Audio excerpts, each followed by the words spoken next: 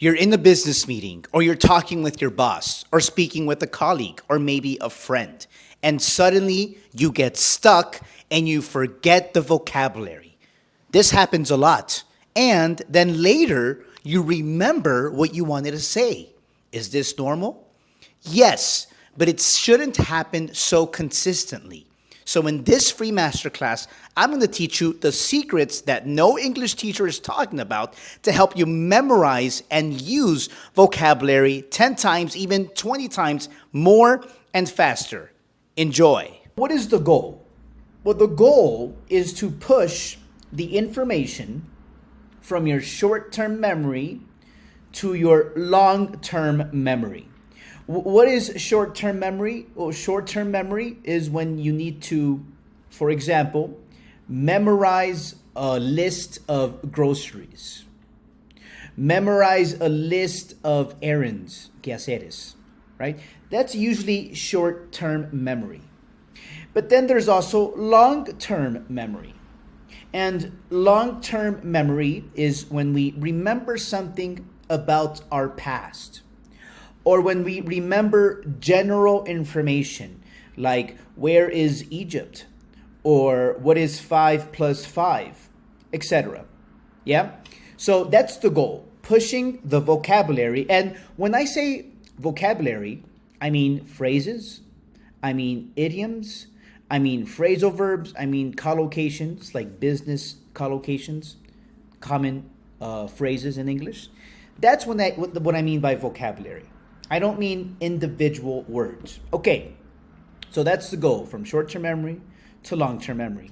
Before I get started, I want to show you a few people who have used my methods. And when I say my methods, I don't mean I invented them. That means that I use them. These are methods from experts, linguistic and neuroscientific methods and experts. I use them in my courses. And so Joshua, Negribel, and Gabriela, these are all people who were my students or are my students, and they've used my methods in their learning. And what are the results? Joshua, I recognize the words I learned even after class. That's when you know that you're learning, right? He's an amazing, he sells health insurance and life insurance. So he's been able to apply what he learned at his job. Negribel, the method of association has helped me to remember and use vocabulary effectively, right? So these methods function. Gabriela, many of the phrases we learned together, I was able to identify when native English speakers used them. So that's when you know you're learning. And of course, for Joshua, Negribel, and Gabriela, it was easier for them. Not that this is easy, no. But it was easier for them because they had my help. We specialize in 40 different methods. I'm showing you some here, but we use 40 different methods in our courses. And we'll talk about that at the end, all right? But for now, let's enjoy this lesson. What are you going to need? You're going to need two different types of learning. See, these are the tools, las herramientas you need. There are two different types of learning. You have explicit and implicit learning. And I will explain to you what these mean. Explicit learning is when you learn on purpose. So for example, taking classes, using apps, repetition, using methods, es aprender a propósito. We can picture it, or una ilustración sería washing dishes. You're taking the dishes, you're washing them, you're drying them, and you're putting them into the cabinet or the cupboard. Yes? That's explicit learning. Now, what is implicit learning? Well, implicit learning is learning passively, pasivamente, watching movies, listening to podcasts, listening to stories, and it works better if you have a strategy. But it's passive learning. And you also use Chat GPT. I'll explain to you what that is in a few moments. So, passive learning, implicit learning, is like using the dishwasher. You put the dishes there, and it washes by itself. Yes? And I will show you that you need to use both. And you need to know how to use both strategically, con una estrategia, paso por paso, right? So these are the tools that you need. So let's examine each learning method, and then we'll see how we can put it together at the end. So here's one way that you can use explicit learning by yourself, right? You can pick 2 to 5 new words or phrases. It can be from a book, it can be from an article, the newspaper, the dictionary. Just pick 2 or 5 words in one day, right? Look for the definition. Yes? So it's important not only to look for the definition, because that's not enough. You need to know more. How do you do that? You have to understand the context and the different uses of this word, but in action, in videos. How? I'm going to show you guys a few websites that you can use. The first one is called playphrase.me. Now there's a free version. You can look for 5 words a day or 5 videos a day. I pay like $3 per month to be able to access this. So here you can put, for example, anything that comes to your mind. Let's put, for example, one that I used already, right? Let's put the example that I used at the beginning of the video of this course. I said a word, but we'll use one that is similar. And I usually put entre comillas so that it can be exact. Let's say you put, for example, picky.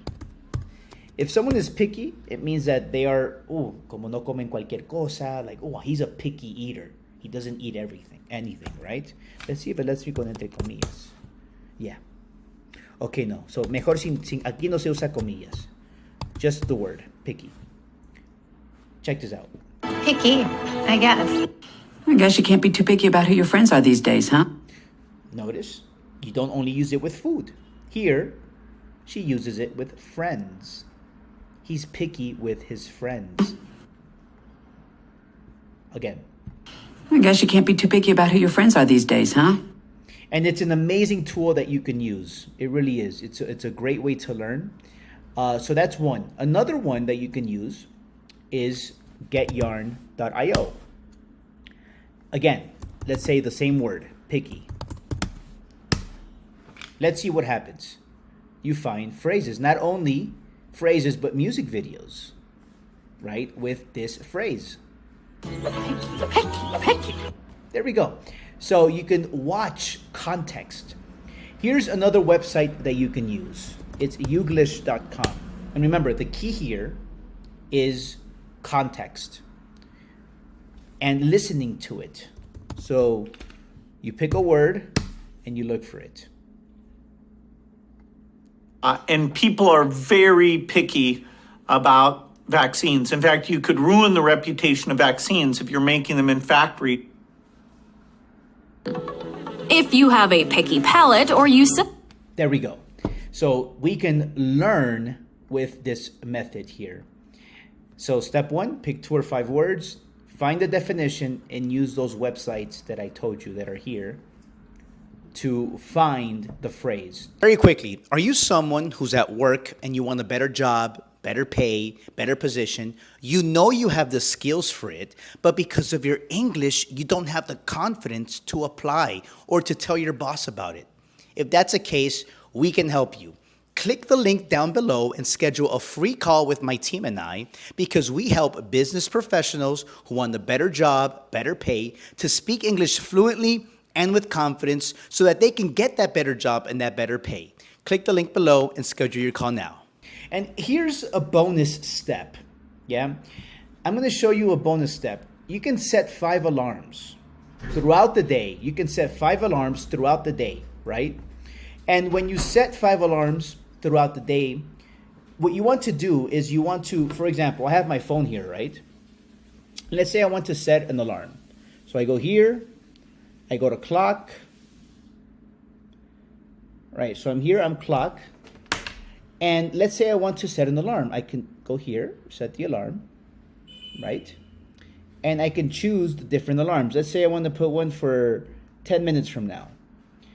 I can put a label. I can name the alarm. And the alarm is going to be named picky. Aceptar, save. Boom. So it's saved under picky. So when the alarm sounds, it's going to remind me, oh, picky. So set 5 alarms. Why 5?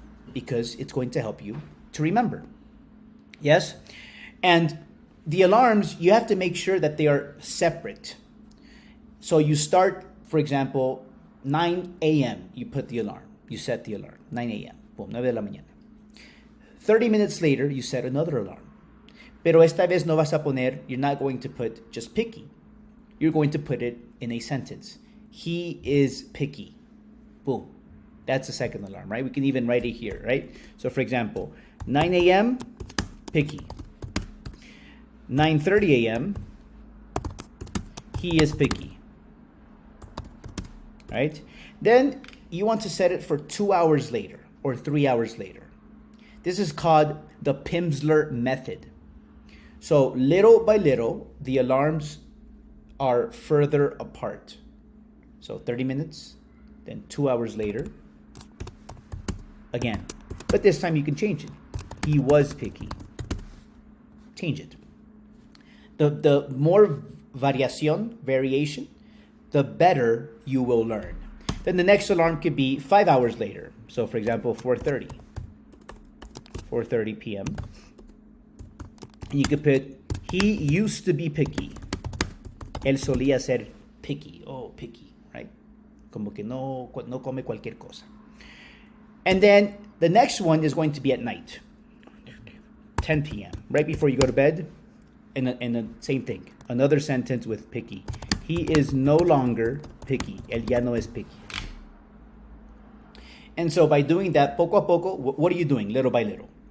You're pushing the phrase from short-term memory into long-term memory. And remember this.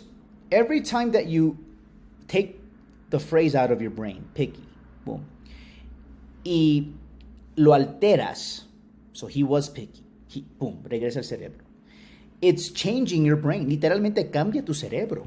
Physically, cambia tu cerebro. Altera tu cerebro. Porque estás aprendiéndolo de una manera diferente. So this is what you can do here, right? Great. That's one of many methods of using explicit learning, right? That Gabriela, Negribel, Joshua, and many other students are using in my course.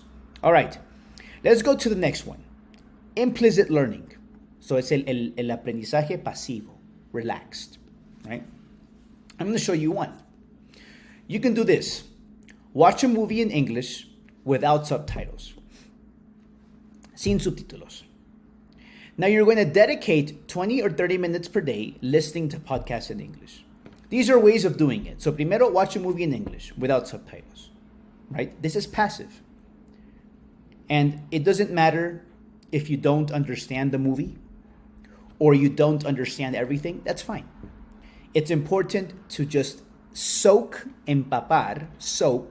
your brain in the language, okay? Next one, listen to a podcast. Yes, listen to a podcast in English 20 or 30 minutes per day. Again, el enfoque, the focus, is not understanding everything.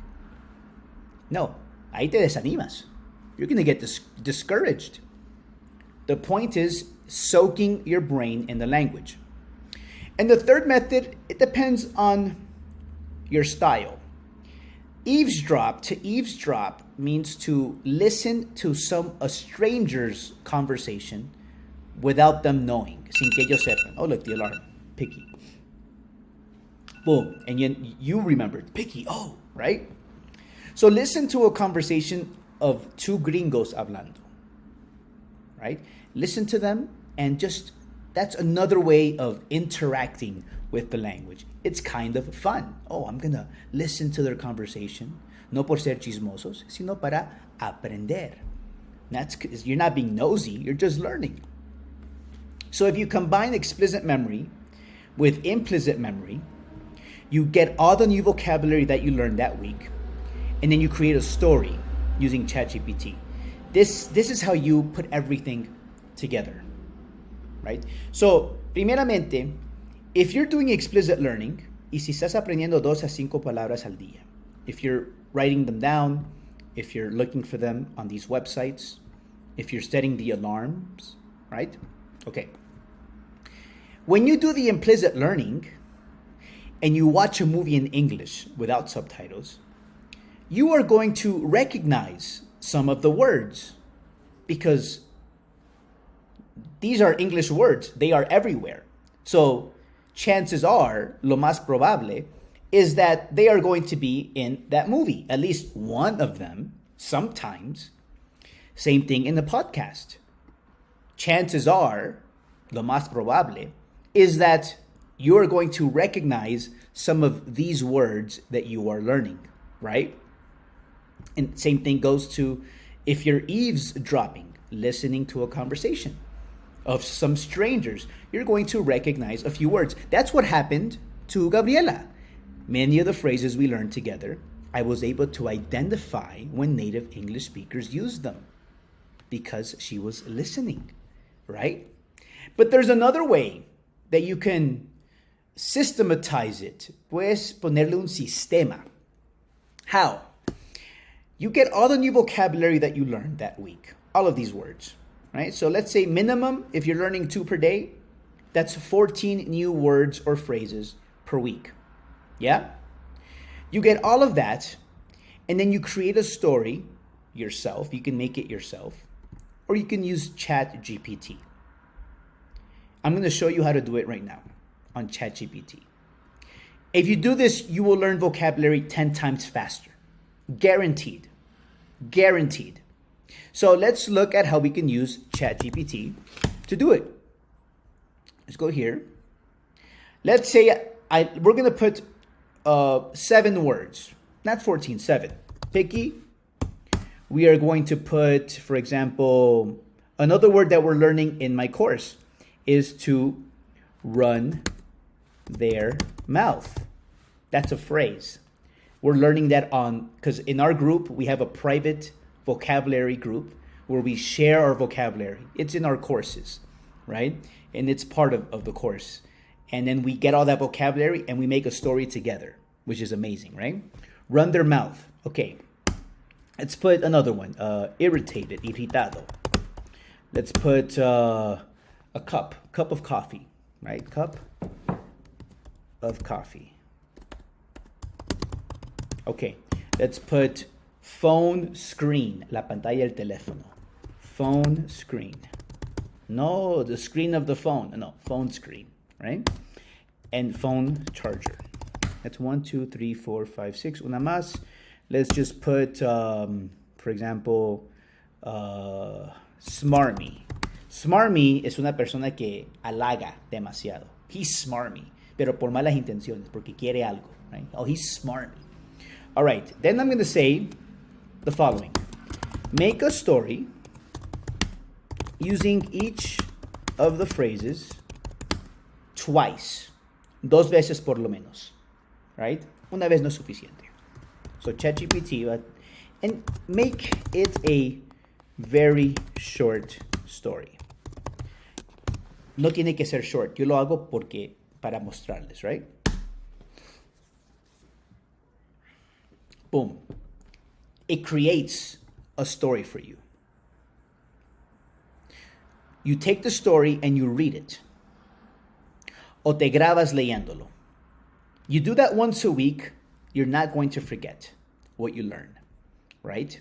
Isn't that amazing, my students? Amazing. Okay, now here's another way that you can optimize, o sea, hacer mejor your memory. There's something called BDNF. BDNF is this protein. Es una proteína. It's like a brain fertilizer. Fertilizador del cerebro. In what sense? Bueno, ¿qué hace un fertilizador? Bueno, permite que todo crezca más rápido, que todo suceda mejor, que todo se conecte más. BDNF es una proteína, it's a protein that when you are standing up, solo con estar parado, just by standing, you're pumping 40% more blood and oxygen to your brain. Más sangre, más oxígeno en el cerebro, más químicos, right? Brain wavelength, so lo que es el cerebro, el wave, está arriba, alfa y beta, solo con estar moviéndote. All right? Los detalles no son importantes. Lo importante es that when you are learning and you are moving your hands, your arms, BDNF appears and it helps you to remember everything. Esencialmente lo que hace esta proteína, what this protein does, is that it pushes información, vocabulary, en este caso, from short-term memory to long-term memory. Of course, a lot depends on the age, on the circumstances, but for the most part, la mayoría de las veces, this happens to everyone, right? So why is this important? Because some excuses that some students make is, I don't have time. I need to do laundry. El laundry. I need to wash the dishes. I need to go to the bank. I don't have time to learn. Well, no. Because with implicit learning, listening to podcasts, watching movies, if you're standing and walking to the bank, boop, aparece esta proteína. And if you're walking and listening to a podcast, then you're learning much better. If you're taking an English class y estás parado and you're standing instead of sitting, en vez de estar sentado, BDNF, la proteína aparece. And you are going to learn faster. So that is something else that you can use. What's the next thing? Association. What is that? Tienes que associate vocabulary with something that you know already, con algo que tú ya sabes. ¿A qué me refiero? Bueno, this method, Dr. Harry Cotton es mi instructor de Canadá. Él es un lingüístico and neuroscientist, científico del cerebro. He taught us this method, and this method is amazing. What do? You have to associate vocabulary with something in Spanish. So, for example, in English, sweep is barrer, right? Pero en español, sweep suena un poquito como el sip, sip, sip. Como cuando ya es algo sip definitivo. ¿Vas a ir? Sip. Sip, sweep. Sip, sweep. It sounds the same. So what do you need to do? You need to imagínate, algo que asocie, que conecte sweep de barrer con el sip de español. What I do is I go to Canva y yo quiero una imagen. No tienes que hacer eso, lo puedes pensar. You can think about, imagínate a una mujer, a woman, sweeping and saying sip, sip, sip, sip. Te lo aseguro, I promise you, you will never forget that sweep is barrer. Sip, sweep. Imagine that, you will never forget. Isn't that amazing? So that's another way, my students, that you can memorize vocabulary 10 times faster. So, my students, if you enjoyed this lesson, I'm happy. If you want to be like Gabriela, like Negribel, like Joshua, and like my other students, and you want something more strategic, una estrategia más concretada, como más personalizado para ti, more personalized, step by step. If you want to belong to a community, una comunidad donde practicamos el inglés, clases intensivas, because you need more confidence, you need more practice, you need more vocabulary, you need English for work, you forget vocabulary. Todas estas cosas necesita más práctica. Let me know. Down below hay un calendario, aplástalo. You can book a call. It's a free call with me, and we'll talk. We'll see if it's for you. If it's for you, perfect. If it's not for you, then we will let you know. Okay? Only very motivated people. Solo queremos a gente bien motivada que ya quieran aprender, quieran llegar a sus metas. están harto, you're fed up of getting blocked in English, click the calendar down below and let me help you. And for everyone else, si no vas a poder hacer eso, está bien. Espero que hayan disfrutado esta lección. I hope you've enjoyed this lesson. And, as always, that's all for today. See you next time.